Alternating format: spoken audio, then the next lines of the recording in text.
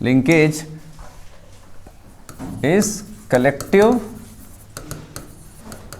collective inheritance of character, ठीक है, is known as linkage. एक दो पॉइंट लिखते हैं फिर समझते हैं। First time seen by Bateson and Punnett, first time seen bye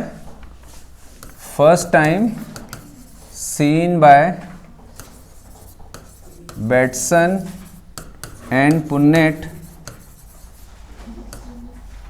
in Lathyrus odoratus,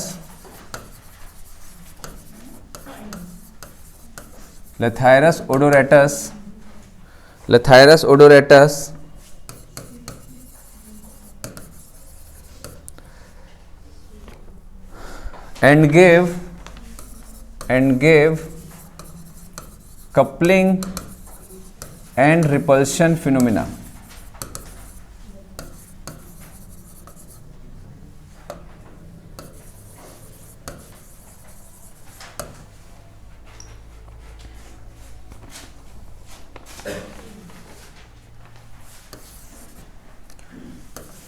But they did not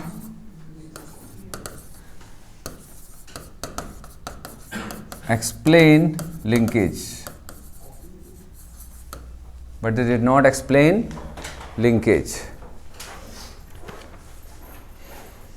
पिछले क्लास में कौन नहीं आया था? और इधर बॉयस में आप आए थे? नहीं आए थे? But they did not explain linkage. फिर नेक्स्ट करेंगे sex linkage was first discovered by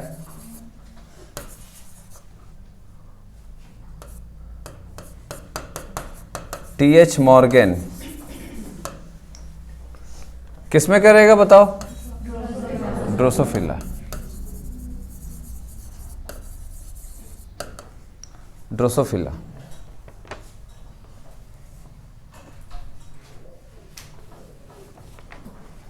and coined the term समझते हो ना, linkage, and coined the term linkage and proposed theory of linkage। Linkage बहुत इंपॉर्टेंट टॉपिक है ना। Genetic map भी आया था अभी, जबकि जेनेटिक मैप का क्वेश्चन आया था अभी 2-3 साल के बीच में आया था, ईयर मेरे को याद नहीं है, बट अभी भी ये आया था, 3 साल के अंदर ही आया था। पिछले साल आया था क्या, कि पिछले के पिछले साल आया था? पिछले साल, हाँ, अभी 2-3 साल के आसपास, 3 साल के अंदर ही आया है, 3-4 साल के अंदर ही आया है।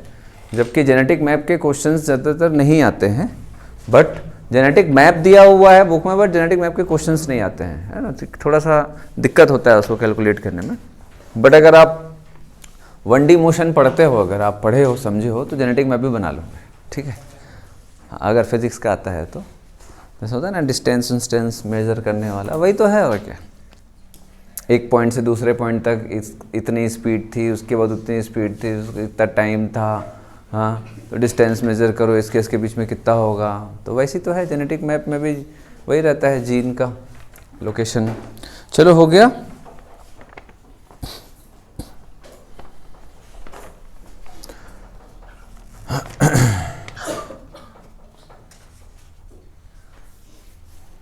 चलो हटा दो बेटा ये। तो ये कुछ फैक्ट्स हैं जिसको आपको ध्यान रखना है। अब आते हैं एक्चुअल में लिंकेज क्या होता है।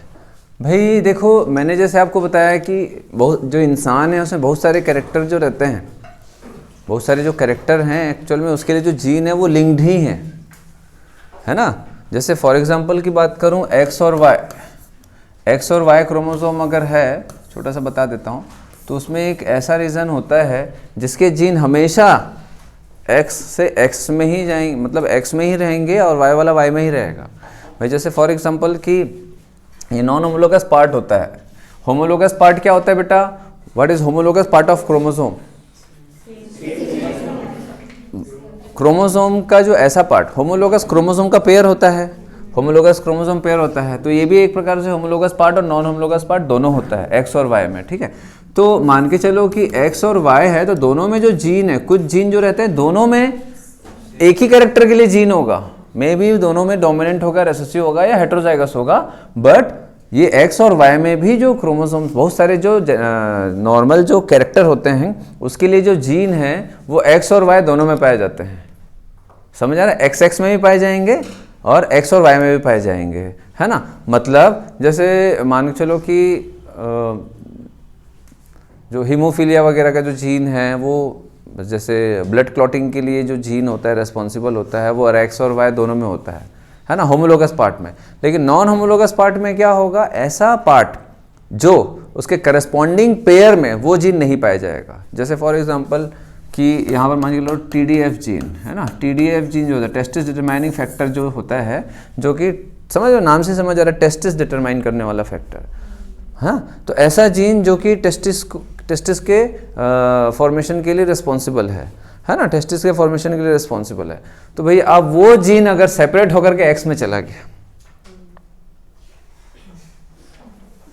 और एक्स की कॉपी हो गई, तो समझ रहे हो क्या हो जाएगा, डबल एक्स आएगा तो फीमेल में भी टेस्टिस बन जाएगा। तो कुछ जीन लिंक्ड ही होने चाहिए हमेशा, है ना। ज़्यादातर जब अपन पढ़ते हैं ना, स्टूडेंट जो ज़्यादातर पढ़ते हैं तो लिंकेज को मानते हैं, अरे यार ये नॉर्मल नहीं है। मैक्सिमम लोगों की मेंटालिटी होती है linkage is not a normal phenomena, ठीक है। क्यों? क्योंकि जीन हमेशा साथ साथ आगे बढ़ेंगे, हर जनरेशन टू जनरेशन लिंकेज के जो जीन है, लिंक्ड जीन है, वो कभी सेपरेट नहीं होंगे, है ना, और वो आगे बढ़ते जाएंगे, है ना। कैरेक्टर्स जो भी रहेंगे उस जीन के, वो जो जीन है वो किसी भी कैरेक्टर को जो एक्सप्रेस कर रहा है वो हमेशा उसी फॉर्म में ही आगे बढ़ते जाएंगे। लिंक्ड जीन का वही काम होता है कि जीन हमेशा लिंक्ड होंगे और एक साथ आगे बढ़ते जाएंगे, जनरेशन टू जनरेशन वो आगे बढ़ते जाएगा, वही कैरेक्टर एक्सप्रेस होगा, ठीक है। लेकिन ये तो अच्छा भी है, तभी तो इंसान का बच्चा इंसान जैसा है, क्योंकि बहुत सारे जीन जो होते हैं वो लिंक्ड जीन होते हैं, जो इंसान में क्रॉसिंग ओवर के थ्रू ना ही वो डिस्टर्ब होते हैं और ना उसमें कुछ चेंजेस आते हैं, ठीक है।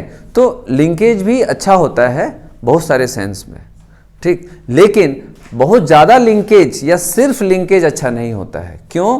क्योंकि अगर सारे जीन लिंक्ड होंगे तो वेरिएशंस नहीं आएंगे, वेरिएशन नहीं आएगा तो किसी भी स्पीशीज का इवोल्यूशन नहीं होगा, और हर एक स्पीशीज का इवोल्यूशन होना जरूरी है। क्यों? एनवायरनमेंट हमेशा चेंज होता है, क्योंकि हमारे आसपास का एनवायरनमेंट हमेशा चेंज होता है, और चेंजिंग एनवायरनमेंट के हिसाब से अगर हमारी बॉडी में चेंजेस नहीं आएंगे तो वो स्पीशीज सर्वाइव नहीं कर पाएगी। वो स्पीशीज सर्वाइव नहीं करेगी मतलब वो स्पीशीज खत्म हो गई इस दुनिया से, एक्सटिंक्ट हो जाएगी, ठीक है। तो किसी भी स्पीशीज को आगे बढ़ने के लिए, जिंदा रहने के लिए, अपनी स्पीशीज को कंटिन्यू रखने के लिए वेरिएशंस चाहिए, चेंजेस चाहिए बॉडी में, और वो सिर्फ और सिर्फ हो सकता है रिकॉम्बिनेशन के through, that is crossing over के थ्रू, ठीक है। तो क्रॉसिंग ओवर और रिकॉम्बिनेशन एक काम क्या करता है, वीक लिंक्ड जीन को ब्रेक कर देता है, वीक लिंक्ड जीन को ब्रेक कर देता है, ठीक है। समझ आ रहा है? तो यहां से एक चीज हमको ये भी समझ आता है कि यार लिंकेज का मतलब ऐसा नहीं है कि वो जीवन भर लिंक्ड होंगे। लिंकेज फिर दो टाइप का हो गया, एक वीक लिंकेज और एक स्ट्रॉन्ग लिंकेज।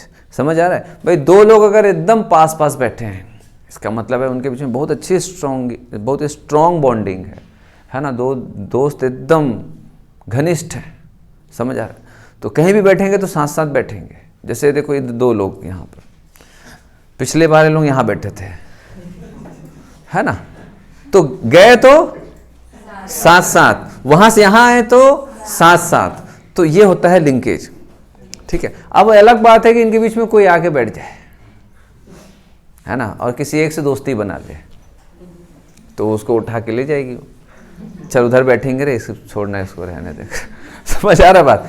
तो ये फिर लिंकेज वीक लिंकेज होगा, ठीक है। और कोई भी आ जाए, है ना, चाहे सहेली जो भी आ जाए, ठीक है, अगर अलग नहीं कर पाएंगे दैट इज स्ट्रॉन्ग लिंकेज। तो बात से समझ आ रहा है? देखो उनके बीच का डिस्टेंस देखो, एकदम क्लियरली समझ आ रहा है। तीन लोग बैठे हैं, तीसरे से दूरी उसकी कितनी है? ज्यादा है ना। और उन दोनों के बीच की दूरी की, अरे बेटा मैं कुछ ऐसा गलत चीज नहीं बोल रहा हूँ ठीक है, मतलब स्ट्रॉन्ग लिंकेज का एक एग्जांपल है कि भाई देखो दोनों एकदम एकदम पास पास बैठे हैं, और बाकी उसके बाजू में जो पर्सन है, वो जो बच्ची बैठी है वो थोड़ी दूर है, क्योंकि उनके बीच में, ऐसा नहीं बोल रहा हूँ कि तुम्हारी फ्रेंड नहीं है, ठीक है, एकदम ऐसा नहीं बोलना, अब समझ आया रे तू, अच्छा हमारा लिंकेज अच्छा नहीं था इसीलिए तू मेरे से मतलब उधर बैठ गई थी तू पिछले बार, है ना, हटा मैं तुम लोगों के पास नहीं बैठता, ऐसा ऐसा नहीं है। फ्रेंडशिप अलग चीज़ होती है, ठीक है, स्ट्रॉन्ग बॉन्डिंग अलग चीज़ होती है, दोस्ती सबसे होती है, कभी कभी स्ट्रॉन्ग बॉन्डिंग किसी एक से ही होती है, ठीक है। तो जब तक कोई एकदम स्ट्रॉन्ग जीन आकर के उसको तोड़ ना दे, तब तक लिंक्ड जीन कभी सेपरेट नहीं होते हैं। समझ आ रहा बात, ठीक है। चलो तो एक छोटा सा एग्जांपल देखते हैं, तो समझ आ रहा है लिंकेज बहुत जरूरी होता है बहुत सारे कैरेक्टर को एक्चुअल में कंटिन्यू रखने के लिए। चलो देन उसके बाद अब यहां से एक चीज आपको समझ आ गया होगा कि लिंक्ड जीन जो होते हैं एक्चुअल में वो जीन होते हैं जो बहुत ही क्लोज होते हैं एक दूसरे से, है ना। तो लिंकेज हम जनरली जो पढ़ते हैं ना, linkage and recombination. What is recombination पहले समझो, व्हाट इज रिकॉम्बिनेशन। रिकॉम्बिनेशन कब होता है, ड्यूरिंग मियोसिस, ठीक है। मियोसिस में भी मियोसिस वन में भी प्रोफेस वन में भी पैकेटिन स्टेज में क्या होगा भाई, कहाँ क्रॉसिंग ओवर होगा। जैसे ये क्रोमोसोम है, छोटा सा अपन देख लेते हैं, ज़्यादा समय नहीं लगाएंगे। ये हो गया ये ऐसा, ठीक है। तो होगा क्या बेटा, अब ये सेगमेंट जो है वो उठ के इधर जाएगा, तो देखते हैं, इसमें अच्छे से नहीं बनता है यार, ये इधर चला गया, तो आप देख सकते हो रिकॉम्बिनेशन, दो अलग अलग कलर है ना, दोनों एक दूसरे, मतलब ये इधर शिफ्ट हो गया, ये इधर शिफ्ट हो गया। तो इसका मतलब क्या है बेटा, ये जो पार्ट है ये है क्या चीज, it is a part of DNA, है ना। यहाँ तक पार्ट, ये इतना हाफ जो बता रहा हूँ ये पार्ट ऑफ डीएनए है, और डीएनए जो होता है उसका जो सेगमेंट होता है वो क्या होता है, जीन होता है। तो जब ये इधर ऐसा जा रहा है, इसका मतलब है कि यहाँ का जो ये जीन है ये इससे सेपरेट हुआ होगा ऐसा, और इधर वाला ऐसे सेपरेट हुआ होगा, ऐसे जीन है ना बेटा, ऐसा ये सेपरेट हुआ होगा, ये इधर आया होगा, ये इधर चला गया होगा, ऐसा समझ आ रहा है, ऐसा करके, है ना। तो ये इधर आ गया, वो उधर चला गया। तो ये एक दूसरे से अलग तभी होंगे ना जब थोड़े दूर दूर बैठेंगे, एकदम पास पास चिपक के बैठेंगे तो सेपरेट नहीं होंगे, उनके बीच में बॉन्डिंग रहती है, उसी को हम लिंकेज बोलते हैं। तो यहाँ पर मैक्सिमम कितना % लिंकेज हो सकता है, यहाँ पर 0% लिंकेज है, ठीक है। तभी तो पूरे के पूरा एक सेगमेंट उठ के चला गया। अब कई लोगों के दिमाग में आता है कि सर ठीक है ये चला गया ना, ये थोड़ा गया है, ये थोड़ा गया है, मतलब यहाँ पर इसके बीच में लिंकेज होगा, इसीलिए वो नहीं गया है। चलो इसको भी डाल देते हैं, वैसे ही उधर कर देते हैं, है ना, इसको भी उधर कर देते हैं। मतलब ये देख लो ध्यान से ना कौन सा कलर किधर है,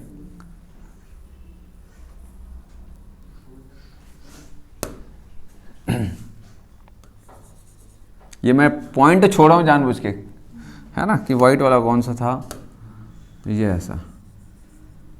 चलो अब बताओ क्या हुआ है, अब इधर भी ये वाला सेगमेंट भी क्रॉसिंग ओवर हो गया, ये वाला सेगमेंट भी क्रॉसिंग ओवर हो गया, तो कितना % क्रॉसिंग ओवर हुआ है, 50 की 100, 0% हुआ है, कुछ नहीं हुआ है। जो इधर था वो इधर आ गया, उधर था तो क्या हुआ है, कुछ नहीं हुआ है। तो इसीलिए हमेशा ध्यान रखिएगा क्रॉसिंग ओवर सिर्फ 50% होता है, मैक्सिमम 50%, मैक्सिमम, उससे ज़्यादा नहीं हो सकता, ठीक है, मैक्सिमम। अब कई लोगों के दिमाग में ये भी रहता है कि एक ही साइड का सेगमेंट बस क्रॉसिंग ओवर होगा, नहीं, जब आप बुक में देखोगे तो ऐसा सेगमेंट का ही होता है, ठीक है। आप जब 11th की बुक में देखोगे, अभी तो 11th बुक नहीं लाए होगे, है ना, लाए हो क्या, 11th की बुक में देखो आप लोग, NCERT में क्रॉसिंग ओवर जो होता है ऊपर और नीचे का होता है,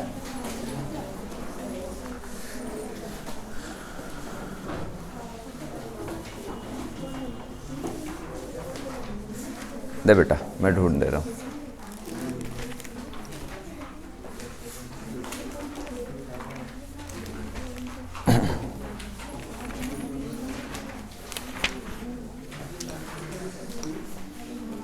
वन 169 दिख रहा है? प्रोफेस 1 देखो, दिख रहा है? समझ आ रहा ना? तो देखो इधर के एक सेगमेंट का क्रॉसिंग ओवर हो रहा है, इधर का दूसरे सेगमेंट का, मतलब सेंट्रोमियर से काफी दूर, ठीक है, मिडिल टू आउटर रीजन में, दिख रहा है? दोनों सेगमेंट हो रहा है।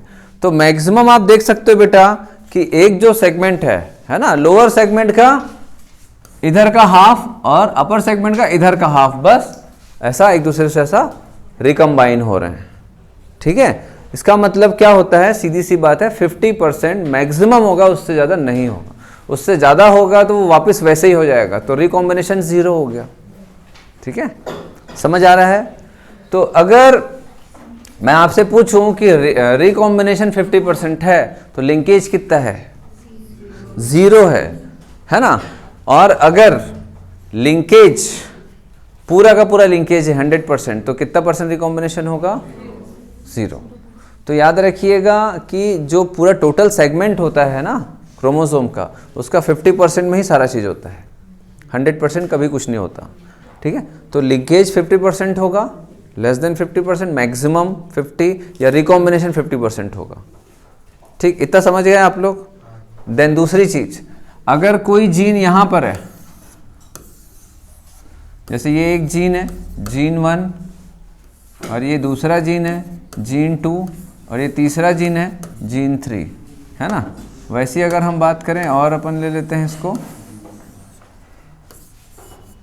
जीन 1, जीन 2 और जीन 3, कौन से जीन के बीच में डिस्टेंस काफ़ी ज़्यादा है? 2 और 3 के बीच में। तो अगर ब्रेक होता है तो सबसे आसानी से ये वाला हिस्सा ब्रेक होता है, ठीक है, ये वाला हिस्सा ब्रेक होता है ना। ये हिस्सा कभी ब्रेक नहीं होगा, ये हमेशा साथ साथ रहेगा, ये हमेशा साथ साथ रहेगा। तो मे बी ये जो जीन है, इधर देखो बेटा, यहाँ से यहाँ, इसका मतलब है कि ये जो जीन है, ये दोनों जीन, मे बी इधर मैं एक एग्जांपल ले लूँ, ए स्मॉल ए और ये कैपिटल बी और ये स्मॉल बी, ठीक है। तो ये जब भी जीन सेपरेट होंगे, कायदे से यहाँ पर मैंने कितना वो बताया है, कितना जीन की स्टडी बताई है मैंने, यहाँ पर 3 जीन है, उसमें से 2 जीन के बीच में लिंकेज है, ठीक है। अगर मैं 2 जीन का इनहेरिटेंस देखूं, जैसे हम लोगों ने डाइहाइब्रिड क्रॉस में देखा था, 2 जीन का इनहेरिटेंस अगर मैं देखूं तो कायदे से capital A, capital B, small a, small b, ऐसा कुछ होगा ना इसमें, हाँ। तो इसमें कैपिटल ए, कैपिटल बी, और इसमें स्मॉल ए, स्मॉल बी। तो इसको अगर अपन क्रॉस कराएंगे तो क्या आएगा बेटा? ये आएगा F1 में। अगर हम F1 की सेल्फिंग करेंगे, अगर हम F1 की सेल्फिंग करेंगे, ध्यान से समझना है, बहुत इंपॉर्टेंट है ये। F1 की अगर हम सेल्फिंग करेंगे तो कुछ इस तरीके का आएगा, आना चाहिए ना। तो मैं बोलूँगा गैमेट कितना टाइप के बन सकते हैं, गैमेट इसमें कितने टाइप के? 4 बन सकते हैं। समझ आ रहा बात? इसमें कितने बनेंगे? 4 बन सकते हैं, ठीक है। ये नॉर्मल डायहाइब्रिड की बात कर रहा हूँ। अगर ये केस लिंकेज का है तो इसमें 4 कभी नहीं बनेंगे। 4 कब बनते हैं? जब ये, इधर ध्यान देंगे, 4 कब बनेंगे? जब ये हर एक सेपरेट क्रोमोसोम में होगा। ध्यान से देखेंगे, capital A, small a, capital B, small b. ये ऐसा होता था बेटा, मैंने ये आपको क्रोमोसोम में भी जीन्स को लोकेट करके बताया है। तो इस टाइप का था ना, capital R, small r, capital Y, small y. याद आ रहा है आप लोगों को? 4 टाइप का क्रोमोसोम में 4 टाइप के जीन्स लोकेटेड थे, 2 पेयर ऑफ होमोलोगस क्रोमोसोम था, ठीक है। चलो, तो अब ये पैटर्न जब होगा, तो जब इसका गैमेट फॉर्मेशन होगा तो क्या क्या हो सकता है? Capital A, capital B, capital A, small b, small a, capital B, और स्मॉल ए, स्मॉल बी। ऐसा आएगा ना, खाली कि आर वाला ही याद है आप लोगों को, रटे हुए हो, कुछ भी हो सकता है, ठीक है। तो ये ऐसा 4 टाइप के गैमेट्स बन सकते हैं। ये क्यों बनते हैं? क्योंकि होमोलोगस क्रोमोसोम या paired chromosome always separate during gamete formation, है ना, रीयूनाइट ड्यूरिंग फर्टिलाइजेशन। ठीक है, कॉन्सेप्ट पता है अपने को। तो ये जब अलग होंगे तो ऑब्वियसली ये अलग होगा, ये अलग होगा, तो कैपिटल ए इससे अलग होगा, एक कैपिटल ए इधर आएगा और एक स्मॉल ए इधर आएगा। इसमें से एक कैपिटल बी इधर जाएगा, एक स्मॉल बी इधर जाएगा, ये ऐसा कुछ होता है। लेकिन प्रोबेबिलिटी के हिसाब से क्या हो सकता है, ये तो नॉर्मल हिसाब से हुआ, प्रोबेबिलिटी के हिसाब से ये भी हो सकता है और ये भी हो सकता है। ये हम पिछले क्लास में देख चुके हैं कि प्रोबेबिलिटी से गैमेट फॉर्मेशन कैसे बनता है।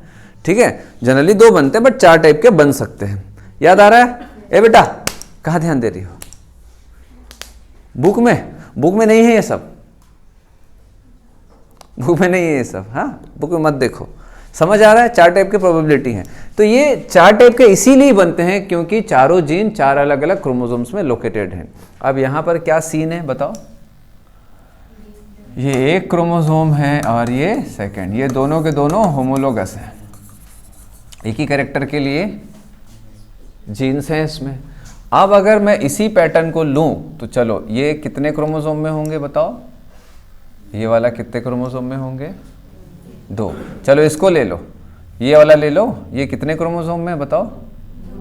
2। देखते हैं कैसे। Capital A, capital B, small a, small b, ऐसे ही है ना। ये एक chromosome capital A, capital B, समझ आया? और ये दूसरा chromosome small a, small b, समझ आया? है ना। चलो ये हो गया बेटा, ये एक सेल। इसमें भी वही सेम कहानी है, capital A, capital B, small a, small b. चलो अब इसका गैमेट बनाते हैं। बनाओ। कितने टाइप के गैमेट बन सकते हैं? Maximum possibilities of gamete formation कितने बनेंगे इसमें? है ये डाइहाइब्रिड क्रॉस, है ये डाइहाइब्रिड क्रॉस, समझ आ रहा है? क्योंकि 2 जीन पेयर ले रहे हैं ना अपन, तो इसमें कितने टाइप के गैमेट बन सकते हैं? Maximum possibility. क्रोमोसोम के पेयर को सेपरेट करना है। जीन कहाँ सेपरेट कर दोगे? तो ये भैया जितने क्रोमोसोम है वही तो सेपरेट होकर के गैमेट में जाएंगे। कितने क्रोमोसोम दिख रहे हैं? 2 ही तो दिख रहे हैं, तो एक इधर जाएगा, एक इधर जाएगा, खत्म। यहाँ 4 था इसीलिए एक इधर आ सकता है, एक इधर आ सकता है, और ये उल्टा होकर के भी आ सकता है। पिछले क्लास में बताया हूँ मैं। ठीक है, वीडियो देख लेना, नहीं समझ आए तो वापस। कैपिटल ए, कैपिटल बी, और इसमें बेटा स्मॉल ए, स्मॉल बी, यही तो आएगा ना।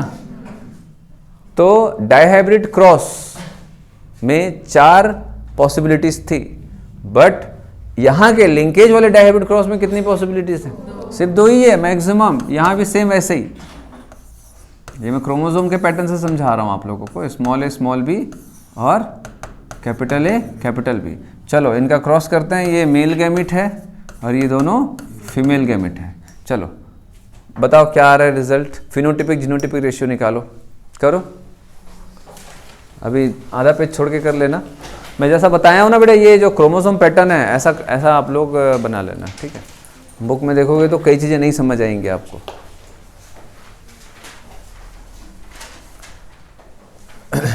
लिंकेज समझ आ रहा है?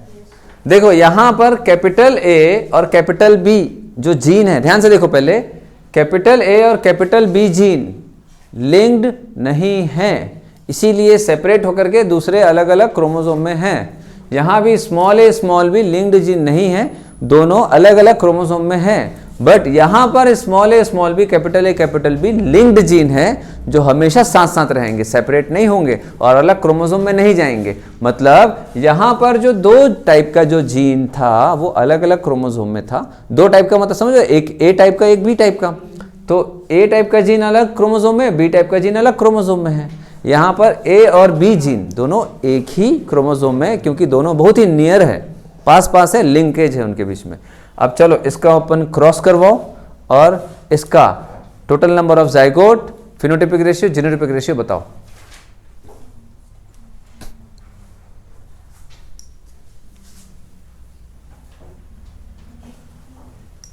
इतना समझ गए, बना लोगे तो बेटा कोई भी क्वेश्चन बना लोगे। लिंकेज का, लिंकेज से काफी कठिन कठिन क्वेश्चन आए हैं पहले, अभी तो बहुत लॉलीपॉप क्वेश्चन दे रहा है।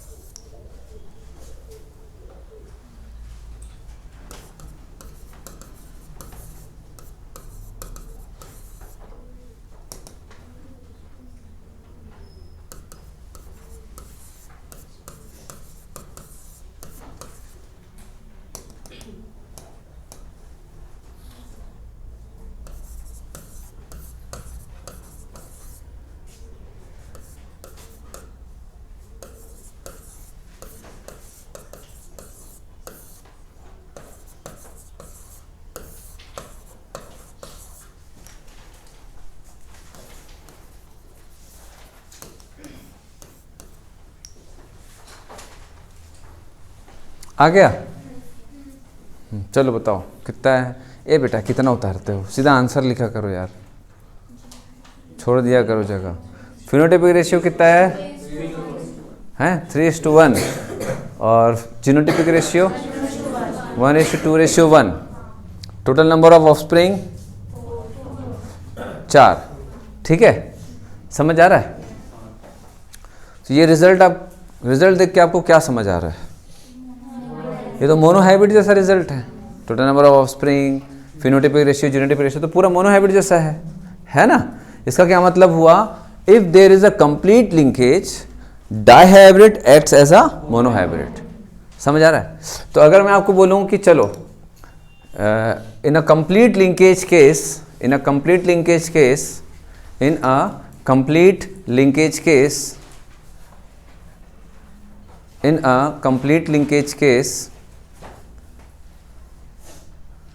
find out the test cross result,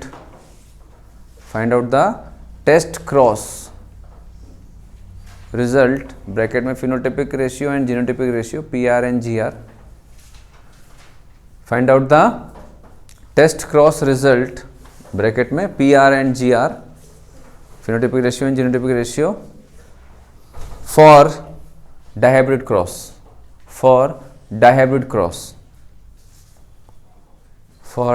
cross, क्या आएगा? बनाओ, बाकी सब मैं देखूंगा। समझ आ रहा है? डाइहाइब्रिड क्रॉस में कंप्लीट लिंकेज है तो फिनोटाइपिक और जीनोटाइपिक रेशियो क्या आएगा, वो अपने को निकालना है।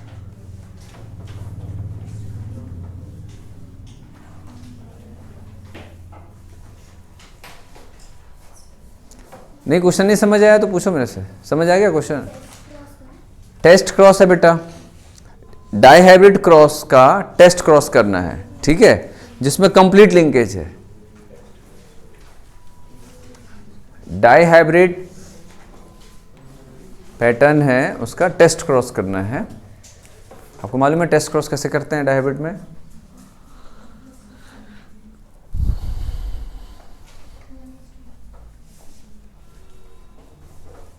क्वेश्चन ही मत लिखते रहो, जल्दी बनाओ।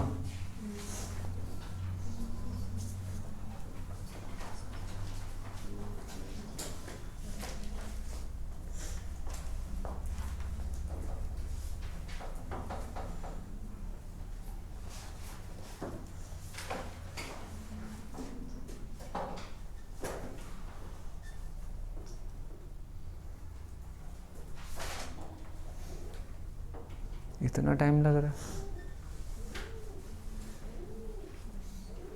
कबूतर का भी आंसर आ गया।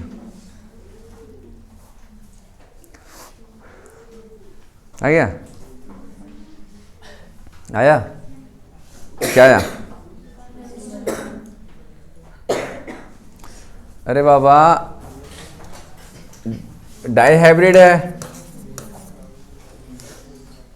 है तो टेस्ट क्रॉस में क्या करते हैं? रेसेसिव पेरेंट के साथ में उसको क्रॉस करवाते हैं। तो अगर ये कंप्लीट लिंकेज है तो इसमें गैमेट कितना बनेगा?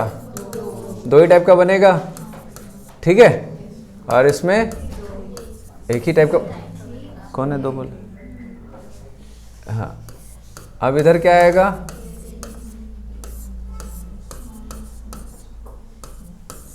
क्या आएगा? 1:1 ही आएगा ना।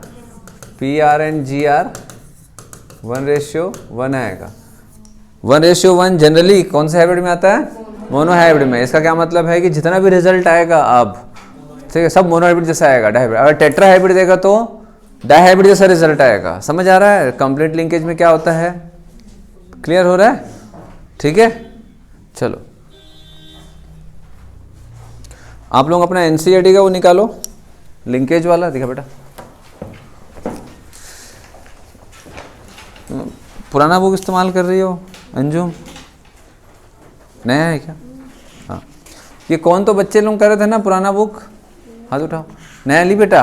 हाँ, बहुत बढ़िया। किसी को अगर किसी को लेना है और लेने की इच्छा नहीं है तो आप बता दो, मैं खरीद के दे दूंगा। तुमको ज़रूरत है? ठीक है, 500 रुपये देना बेटा, मैं ला दूंगा। नहीं नहीं रहने दो सर, मैं ले लूंगा।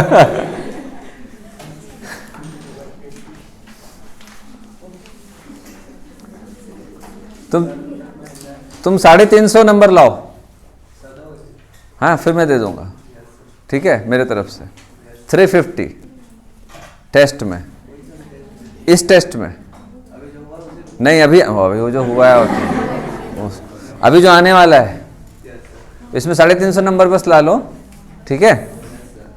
मैं तुमको एक नया NCERT खरीद के दे दूंगा अपने तरफ से।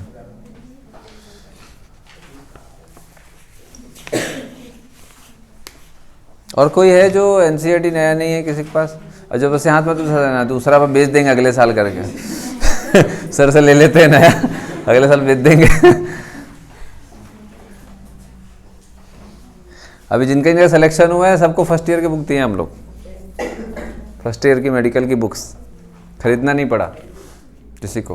बहुत महंगी आती है, बहुत महंगी आती है, ठीक है। ये तो 6-6 हज़ार रुपये का बुक आता है, एक सेट ऐसा, 3-3 हज़ार का एक सेट आता है, 3 सब्जेक्ट के, तो 9-10 हज़ार का एक सेट पड़ा था, ऐसा कुछ था। तो हमारे तरफ से फ्री बेटा, आप लोगों के फीस में 8-10 हज़ार रुपये आप लोग वसूल लोगे सिलेक्शन के बाद, सोच लो है। बाकी लोग बाकी का जब हमारे लिए आप एडवर्टाइजमेंट करोगे ना, तो फिर आपको हम लोग कुछ ना कुछ ऐसा देते रहेंगे। अब देखो बेटा 84 पेज में अगर आप देखो, cross A cross B, cross A cross B,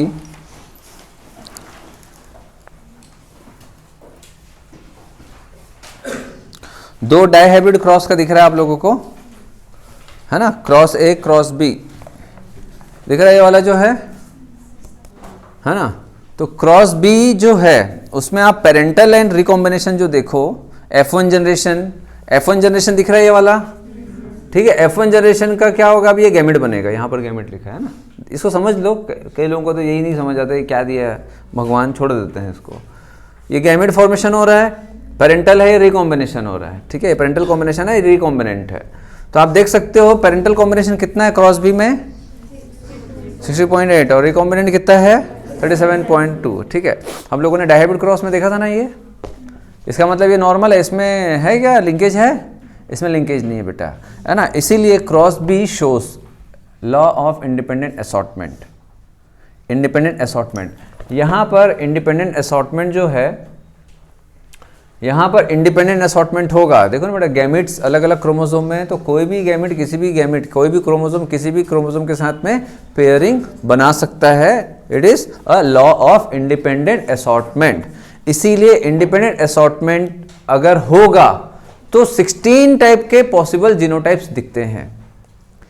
हम लोगों ने डाइहाइब्रिड क्रॉस में क्या देखा, हम लोगों ने देखा है कि डाइहाइब्रिड या उसके ऊपर के जितने भी क्रॉस हैं उसमें law of independent assortment apply होता है।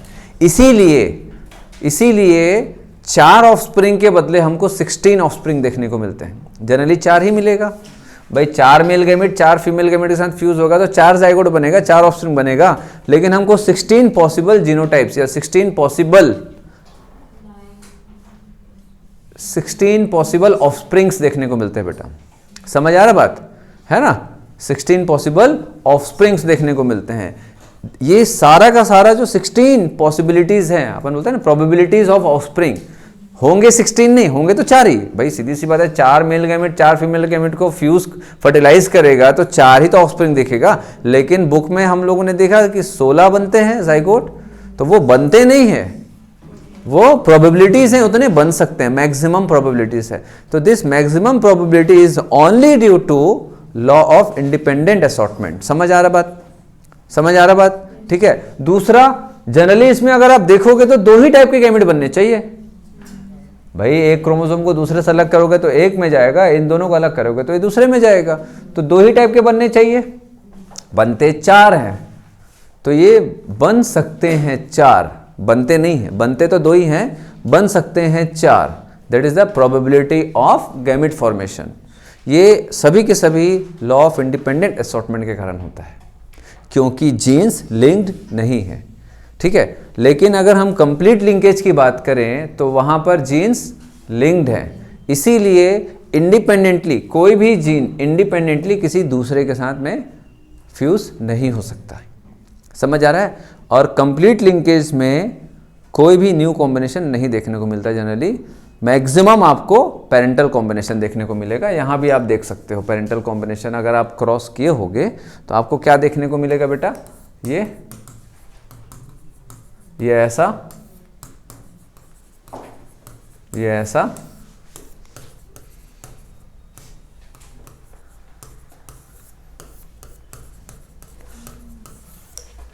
पेरेंटल कॉम्बिनेशन है। ये कहाँ से आया? यहाँ से। ये कहाँ से आया? यहाँ से। ये पेरेंटल कॉम्बिनेशन है। और ये जो दोनों हैं ये वाला कोई न्यू कॉम्बिनेशन नहीं है, क्योंकि यहाँ पर law of independent assortment apply नहीं होता। इसीलिए लिख लेना, linkage is the exception of law of independent. मैं लिखवा चुका हूँ, linkage is the exception of law of independent assortment. समझ आ गया बात आप लोगों को? ये बहुत सारे क्वेश्चन आते हैं बेटा, ध्यान रखना। लिंकेज से बहुत अच्छे अच्छे क्वेश्चन आते हैं, एकदम क्रिस्टल क्लियर समझ लो। आज के बाद समझाने बोलोगे तो मैं 10-15 मिनट में नहीं समझा पाऊंगा। इसको पैटर्न होता है लिंकेज को समझाने का, एकदम जीरो से ही पूरा टॉप लेवल तक समझाना है। उसके बाद बस ऐसे ही मैं ओरली बता दूंगा, क्योंकि इसके लिए पूरा आधा पौन घंटे की क्लास चाहिए रहती है। तो आप क्रॉस ए देखो बेटा, इसमें पेरेंटल कॉम्बिनेशन कितना है? समझ रहे हो आप इसका मतलब? है ना? इसका मतलब है कि इसमें मैक्सिमम लिंकेज है, मैक्सिमम लिंकेज है। 98% तो इसमें पेरेंटल कॉम्बिनेशन है ना? 1-1.25% के आसपास आपको न्यू कॉम्बिनेशन देखने को मिल रहा है, रिकॉम्बिनेंट देखने को मिल रहा है। इसका मतलब इसमें लिंकेज स्ट्रॉन्ग है। क्लियर है बात आप लोगों को? ठीक है, चलिए लिखेंगे।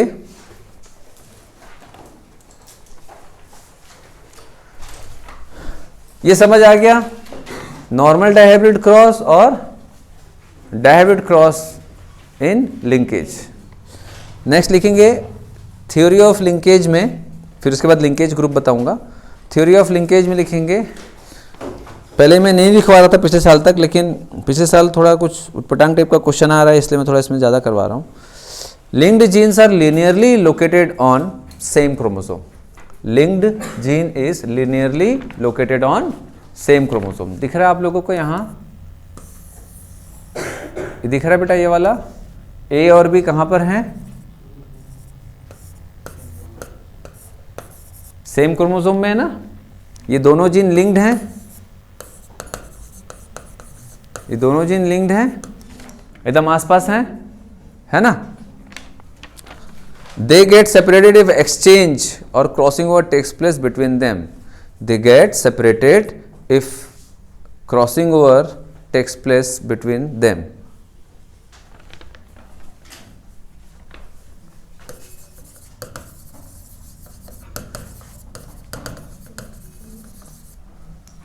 They get separated if crossing over takes place. सीधी सी बात है, लिंक्ड जीन को कौन ब्रेक करेगा? क्रॉसिंग ओवर, है ना? क्रॉसिंग ओवर से ही वो लिंक्ड जीन ब्रेक होता है। स्ट्रेंथ ऑफ लिंकेज, अब आपको बताना है कि वो डायरेक्टली प्रोपोर्शनल होगा या इनडायरेक्टली इनवर्सली प्रोपोर्शनल होगा डिस्टेंस बिटवीन जीन से। Strength of linkage is directly और inversely proportional to distance between genes. समझ आ रहा ना? इधर एग्जांपल मैंने बताया था,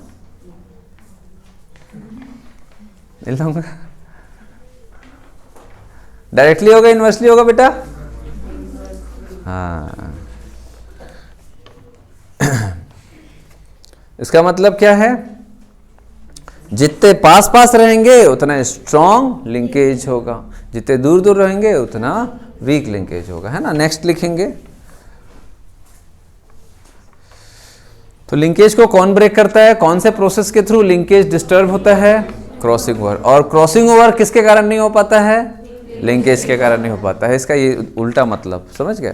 then next linkage group. Linkage group, linkage group, all the genes which are located on homologous chromosome, all the genes which are located on homologous chromosomes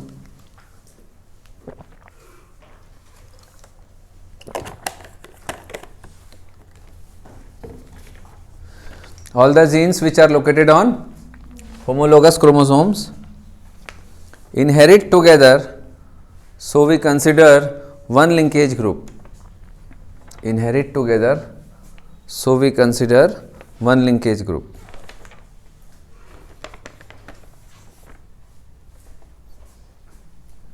All the genes which are located on homologous chromosome inherit together, so we consider one linkage group. फिर लिखेंगे इसी में number of linkage group is equals to haploid number of homologous chromosome.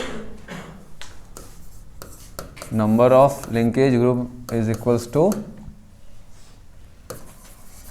haploid number of homologous chromosome. ठीक है,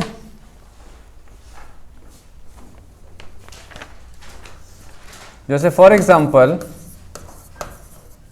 P plant का, जिससे मैं पूछूंगा पी प्लांट का लिंकेज ग्रुप कितना होता है, बताओ। या तो पूरा पहनो या तो मत पहनो।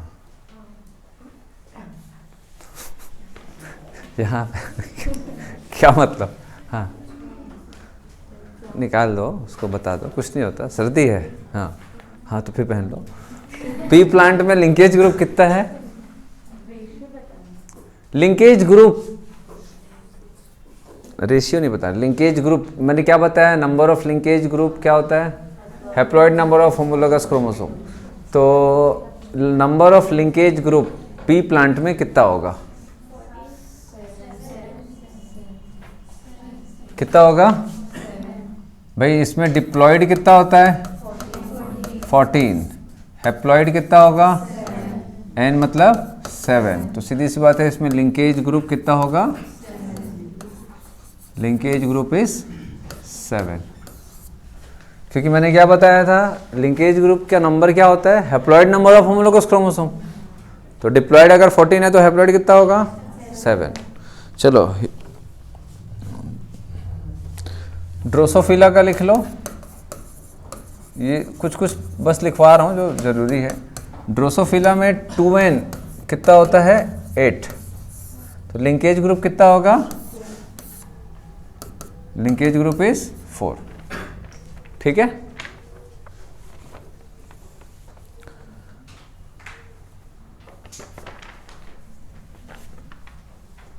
ह्यूमन का 23। ठीक है, एग्जाम्पल तो काफी है ना, ह्यूमन का तो पता ही है फिर आप लोग। चलो देन नेक्स्ट देखेंगे, types of linkage. Types of linkage कितने टाइप के होंगे, कंप्लीट और इनकम्प्लीट। ऐसा छोटा सा 1-2 लाइन बस लिखना है इसमें, ज़्यादा अपन इसमें डिटेल नहीं करेंगे, ये ऑलमोस्ट सारी चीज़ें मैंने भी बता दी है। टाइप ऑफ लिंकेज 2 टाइप का, एक कंप्लीट लिंकेज और एक incomplete linkage.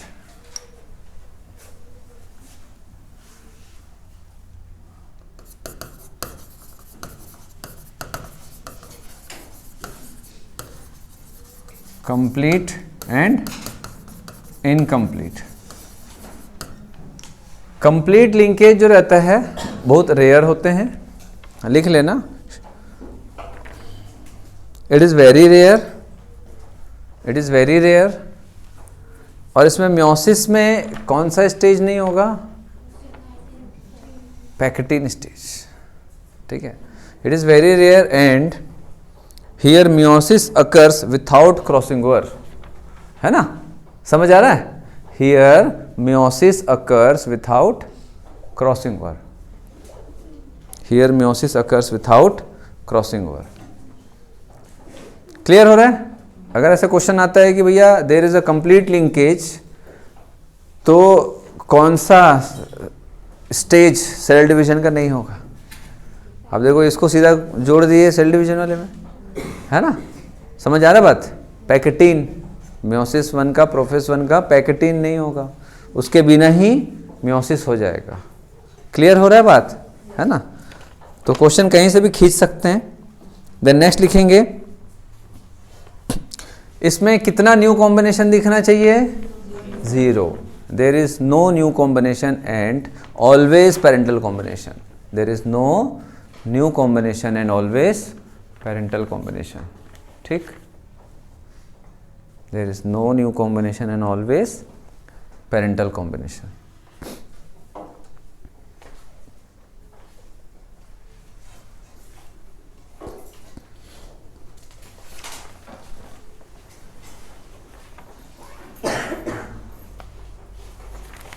Then next incomplete linkage. Then next incomplete linkage. इसमें 2-3 पॉइंट लिख लेते हैं जो आता है एग्जाम में. ज़्यादातर इनकम्प्लीट लिंकेज का आता है.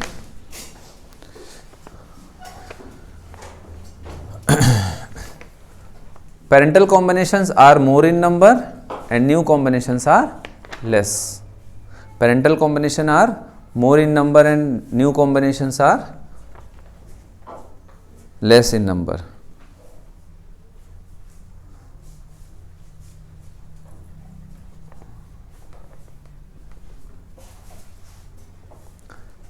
Then next लाइन में लिखेंगे percentage of crossing over is, percentage of crossing over कितना होगा बेटा? 50 से ज़्यादा, 50 या 50 से कम? तो लिख लेंगे percentage of crossing over is always less than 50%. समझ आ गया? कॉन्सेप्ट समझ आ रहा है? इनकम्प्लीट लिंकेज है, इसका मतलब क्या होगा? क्रॉसिंग ओवर 50% अगर मैक्सिमम हुआ, 50% अगर मैक्सिमम हुआ तो कितना परसेंट लिंकेज होगा? 50% अगर लिंकेज है, ठीक है, तो क्रॉसिंग ओवर कितना परसेंट होगा? 0 होगा ना भाई, मैक्सिमम 50 होता है. ठीक है, लेकिन अगर क्रॉसिंग ओवर कुछ है तो लिंकेज 50% से कम है. परसेंटेज ऑफ क्रॉसिंग ओवर कितना होगा? Less than 50%. क्यों? क्योंकि लिंकेज है ना. कुछ अगर लिंकेज है तो मैक्सिमम क्रॉसिंग ओवर भी कितना हो सकता है? 50%. हमेशा याद रखेंगे, 100 जैसा कुछ नहीं होता. मैक्सिमम क्रॉसिंग ओवर 50%, तो मैक्सिमम लिंकेज भी 50%. हाँ, तो percentage of crossing over is always less than incomplete linkage है ना बेटा. तो इसमें इनकम्प्लीट लिंकेज में लिंकेज है ना, बट पूरा नहीं है. पूरा होगा अगर तो क्रॉसिंग ओवर 0 होगा. अब पूरा नहीं है, पार्शियल है, तो इसका मतलब क्रॉसिंग ओवर 0 से ज़्यादा लेकिन 50 से कम. समझ आ गया? ऐसा रेशियो भी आता है कभी कभी, है ना, इन बिटवीन दिस ऐसा करके पहले आ चुका है ना. देन नेक्स्ट,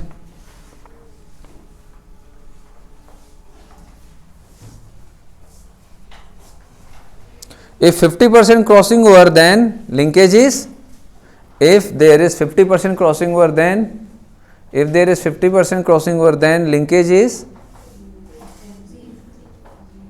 0 या absent. If there is 50% crossing over then linkage is absent.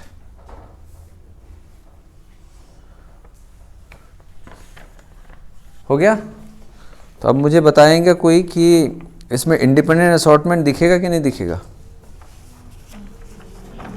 इस केस में इंडिपेंडेंट असॉर्टमेंट दिखेगा कि नहीं? दिखेगा ना. 50 पर पूरा ही मतलब लिंकेज है ही नहीं. लिंकेज नहीं है तो पूरा इंडिपेंडेंट असॉर्टमेंट दिखेगा. ठीक है, आप एक छोटा सा लिखेंगे जेनेटिक मैप, जेनेटिक मैप और लिंकेज मैप और chromosomal map.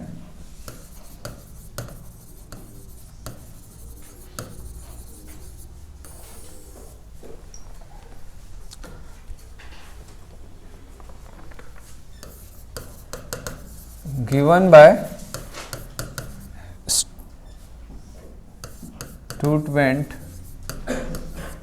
Given by Sturtevant, scientist का नाम है. इसको लिख लो, छोटा सा है, 2-3 line. In genetic map in genetic map different types, in genetic map दिक्कत है, in genetic map different genes are linearly arranged, in genetic map different genes are linearly arranged according to percentage of crossing over. In genetic map different genes are linearly arranged according to percentage of crossing over. ठीक है, between them different genes are linearly arranged according to percentage of crossing over between them.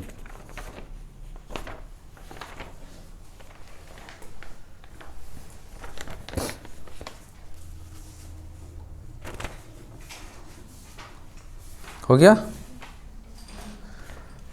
Then next line, with the help of genetic map,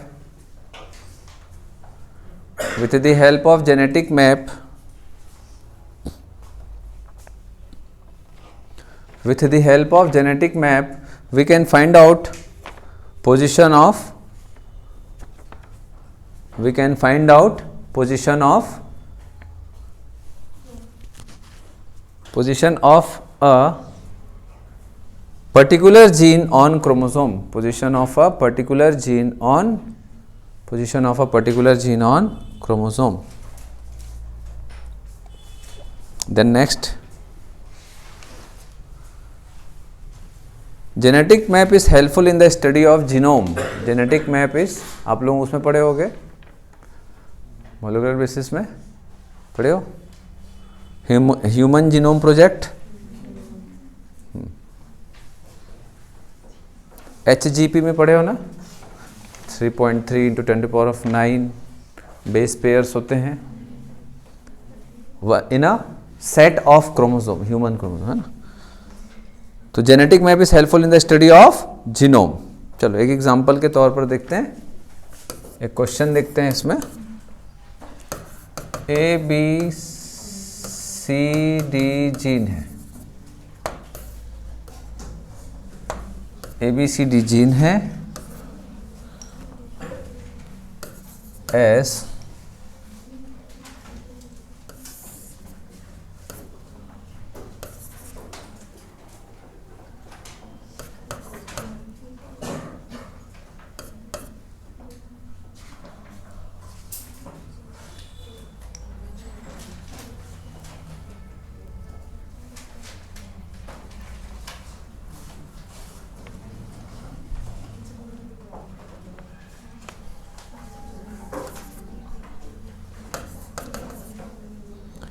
AD के बीच में 10% का distance है, AC के बीच में 3%, CD 7% and AB 5%, CB 8%.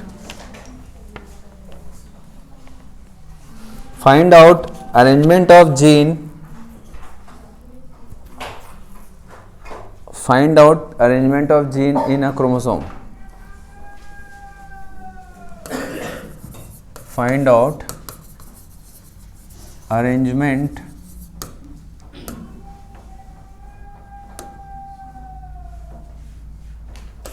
of gene in a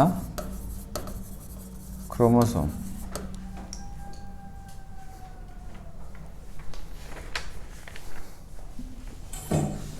समझ गए? ये percentage क्या है, उसके बीच का डिस्टेंस बता रहे हैं ना, कि इतना डिस्टेंस है, एडी के बीच में 10% का डिस्टेंस है. अच्छा, सेंटीमॉर्गन पता है कि नहीं आप लोगों को? एक लिख लो अभी, ऐसा पिछला जो अपना लिखे थे ना, इनकम्प्लीट लिंकेज, वहीं पर लिख लिया रहो.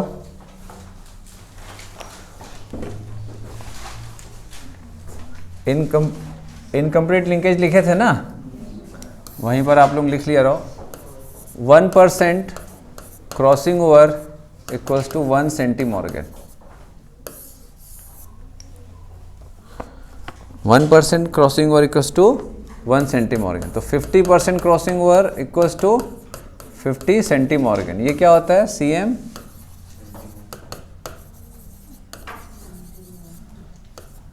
Morgan which is very centi, ऐसा। तो ये क्या है बेटा? सेंटीमॉर्गन क्या होता है? उसके डिस्टेंस का एक यूनिट है, जीन के बीच का यूनिट है, लिख सकते हो आप लोग, unit of distance of gene. चलो अब बनाओ। सेंटीमॉर्गन समझ गए? जैसे 1 किलोमीटर होता है, kilometre, metre, centimetre is the unit, वैसी centimorgan is the unit of distance between gene. Centimorgan is the unit of distance between gene. तो वही है बेटा AD 10%, समझ रहे इसका मतलब है ना? 10 सेंटीमॉर्गन हो गया उसके बीच का डिस्टेंस, ऐसा। चलो बनाओ।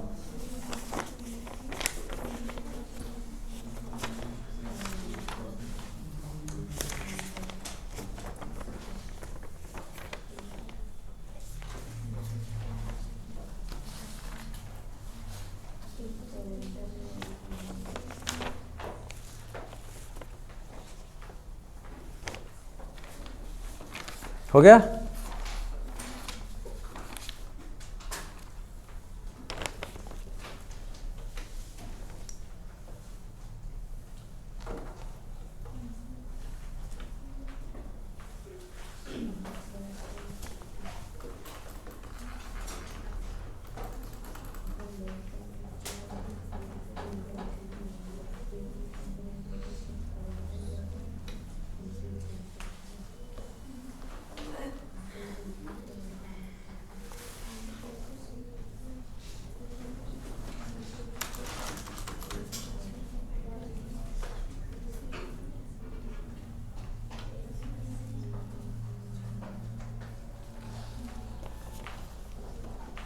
बन गया? क्या आया है? BACD आएगा। वैसे मैं शुरू में सीधा उसका आंसर ही बता रहा था। चलो B और A के बीच में कितना डिस्टेंस है? B और A के बीच में 5, ठीक है। देन उसके बाद A और C के बीच में 3 और C और D के बीच में 7, ठीक है। और A और D के बीच में 10। तो AD, AC, CD, CB कहाँ है? हाँ, CB के बीच में 8, ठीक है। ये जैसे आप फिजिक्स में बनाते हो ना, वैसे ही है, वैसे ही है ये। चलो देन क्लियर है? लिंकेज समझ आ गया? कुछ डाउट है इसमें आप लोगों को? किसी भी प्रकार का कोई भी परेशानी? सेक्स डिटर्मिनेशन में आते हैं।